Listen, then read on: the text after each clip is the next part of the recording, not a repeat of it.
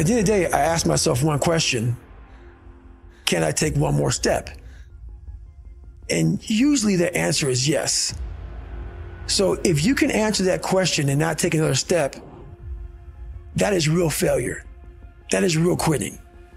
So a lot of people can take one more step, but they choose not to. I don't know if you can take 2 steps. You got to answer that question after you take the first step. But I can always take one more step. So if I choose not to, that's on me. And I got to live with that. Most people think I'm just some animal who runs and yells and just says mother all the time. And that's nowhere near the truth. That's maybe what they see in a 1-minute video, and that's what people believe. But there's a lot of thought behind a person being a born loser, becoming who I am today. You don't just wake up and just rocky. You gotta wake up and think about, there's a process to getting better. For me, I built Goggins from the ground up. I was born David Goggins. David Goggins wasn't good enough. He was a scared, bullied, abused kid.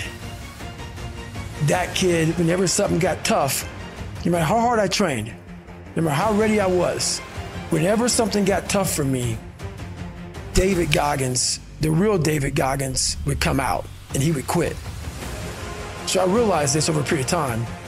So I had to build Goggins. And in that process, I have to go back to that mental lab. And that mental lab is at scratch.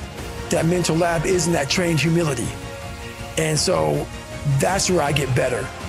I get better when I'm digging holes in the ground, when I'm waking up early knowing I don't have to do these things. That's where I get better. What do you think most people get wrong about motivation?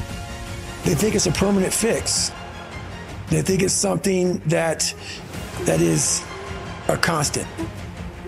They think that maybe once I get it, I'm gonna hold on to it. Nothing is permanent. Nothing is permanent. And a lot of times you have to learn to perform without motivation. You have to learn to perform without purpose. You have to learn to perform a lot of different things.